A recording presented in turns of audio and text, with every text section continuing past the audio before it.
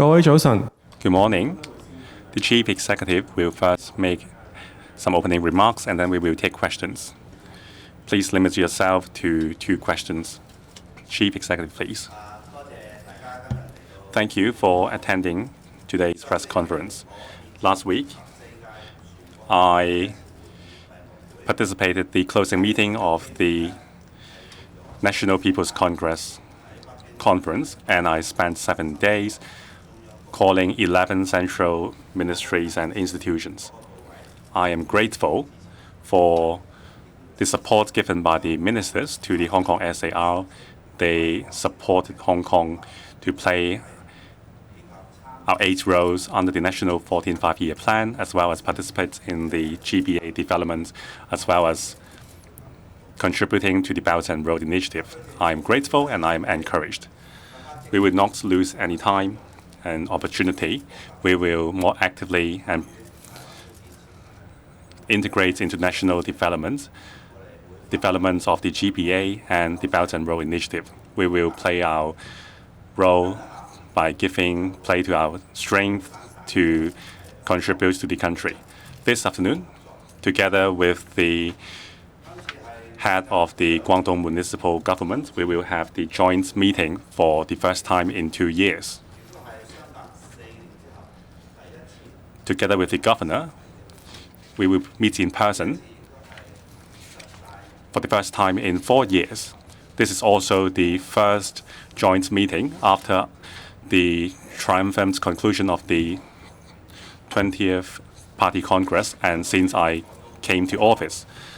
Last month, I called on the party secretary, the provincial secretary, Mr. Wang Guanhong of the Guangdong province and the governor of the Guangdong province, Mr. Wang Weizhong. We discussed on how we can collaborate to promote high-quality developments in the GBA. There is unlimited room for us to cooperate, and the field is wide. Now, this joint meeting on collaboration between Hong Kong and Guangdong province will focus on how we can inject impetus into the GBA development and engage in mutually beneficial development. I believe that we will see very good results which can deepen the collaboration between Hong Kong and Guangdong. I always say that the 11 cities in the GBA have distinct strengths, and we can create much synergy by collaboration. Rather than sharpening the edge of a single city to become a solo player, it would be more beneficial to sharpen our own unique strength and pull together our edges so that we can be a city cluster with strong capabilities. In that case, we can achieve expeditious and high-quality developments. By grouping the 11 cities together to become a quality city cluster, we will become a very competitive quality Bay Area. Tomorrow, I will convene a full meeting of the Steering Committee on Integration into National Developments. This is the second meeting of the Steering Committee. The committee is chaired by the Chief Executive and 3 secretaries. With the 1+3 structure, there is capable leadership offered by the Steering Committee to coordinate the efforts between bureaus and departments for enhancing discussion with our mainland counterparts. This will help us better integrate into national development and formulate a plan which can benefit all and promote cooperation. We have resumed cross-boundary travel with the mainland for 1.5 months. Secretaries and secretaries of departments and directors of bureaus will pay visits to mainland cities, particularly Guangdong Province and GBA cities, to build mutual trust with the mainland counterparts with a view to formulating a plan which can benefit all.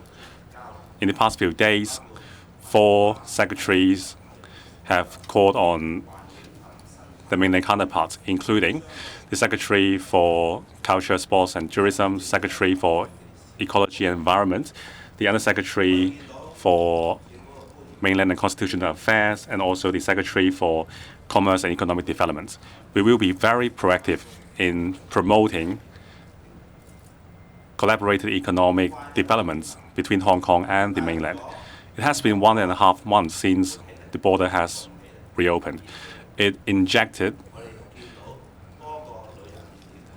impetus and rejuvenated our trade. We see visitors flocking to attractions in Hong Kong. On the past Saturday, we have received more than 100,000 tourists. I expect that with the hosting of mega events in Hong Kong, including the Basel Arts Festival this month, Hong Kong Rugby 7, and international conventions, we will enter a phase where our economy recover in full speed. Let's join hands to pursue economic growth and enhance our competitiveness, to play our role as a bridge between the country and the world, and give play to our strength as an international metropolis. Thank you. Now we will take questions. Please raise your hands, and please identify your media organization and limit yourselves to 2 questions. The lady in front. I'm from cable TV. Mrs. Regina Ip said that people and the government are angry at the fare hikes with the bus operators. The fare hike should not go ahead. Chief Executive, how would you handle the fare hike application? Before the Executive Council comes to a decision, is it appropriate for her to make such remarks? And when will the government tell us about the review results of the fare adjustment mechanism of the MPRC? Some lawmakers argue that there should be a profit hedging mechanism or offsetting mechanism. Will the government adopt this idea? For various transport fare hike applications, the government will proceed with caution. We will consider public affordability and also the economy. We will also consider public perception in handling this matter. The government will be the gatekeeper. We will not disclose what's discussed by the Executive Council. For government officials and members of the Executive Council or EXCO, they want the best for people's well-being in their policy considerations. I can understand their concerns about various matters. And for public transport, we will be the gatekeeper here in considering public affordability when it comes to the fares. The next question. English questions from the South China Morning Post. Firstly, how would the government comment on the resilience of the city's banking system amid the banking crisis?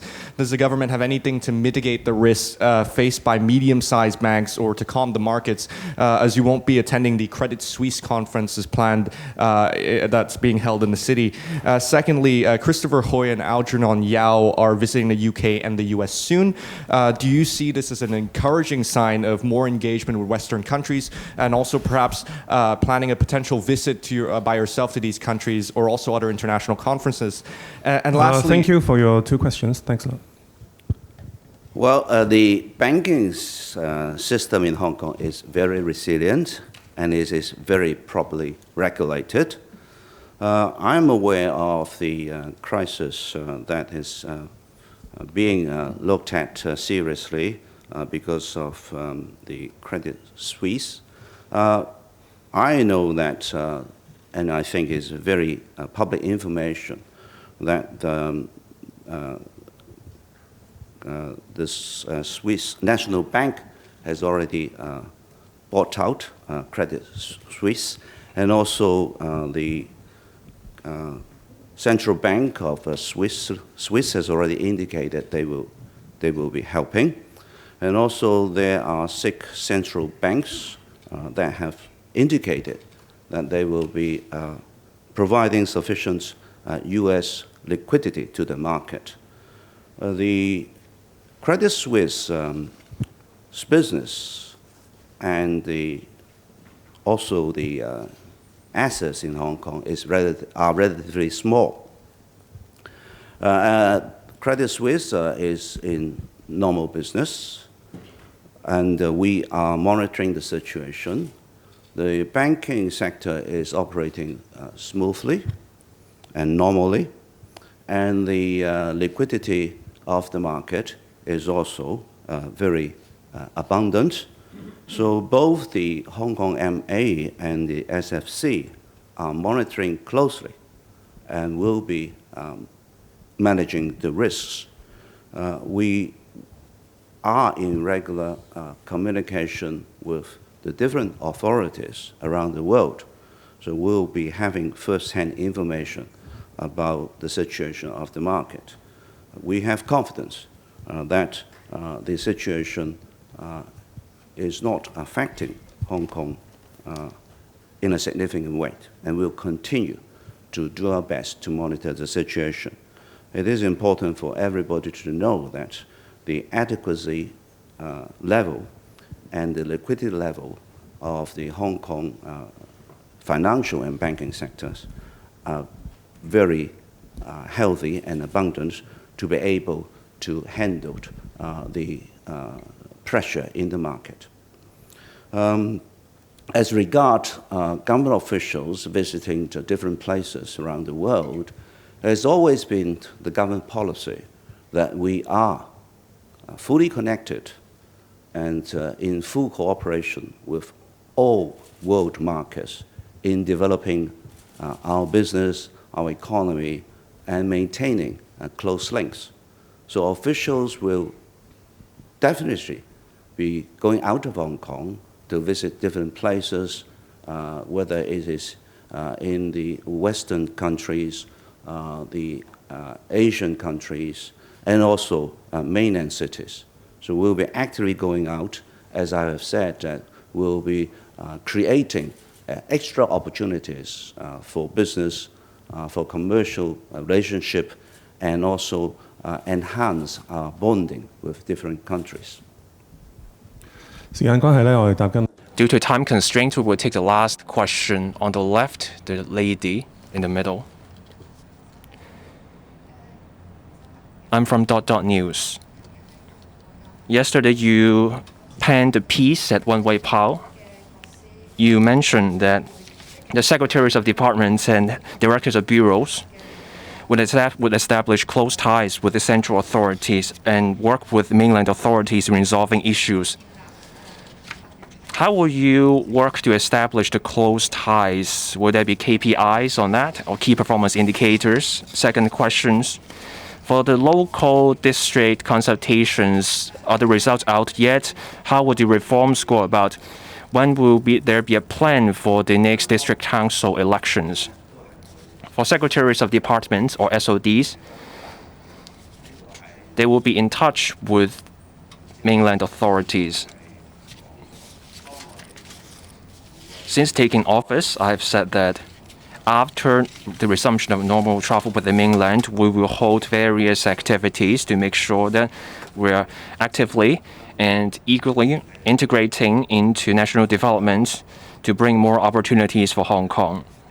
For the Greater Bay Area and Belt and Road initiatives, they mean many opportunities for Hong Kong. Hong Kong is an international city. We have to leverage our unique advantages in integrating into national development. That's how we can serve as an effective bridge connecting the mainland and the world. I was on this 7-day visit in Beijing. I visited various ministries and state institutions.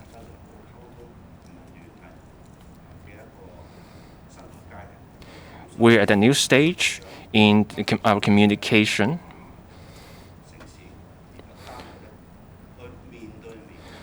Our SODs had face-to-face meetings discussing various matters with various cities and ministries. There are several elements that led to the effective communication. First, we are more proactive. We took initiative more often. Face-to-face meetings work best. This can build mutual trust. With that, we are more likely to come to a consensus. And third, we're more proactive in working out solutions that work for all sides, and also achieving the greatest outcome with the least amount of time. As we are working out development plans with various cities and mainland authorities, this is ongoing work. We will continuously to work on multiple aspects with various cities and state authorities so that we can achieve greater outcomes over the long term.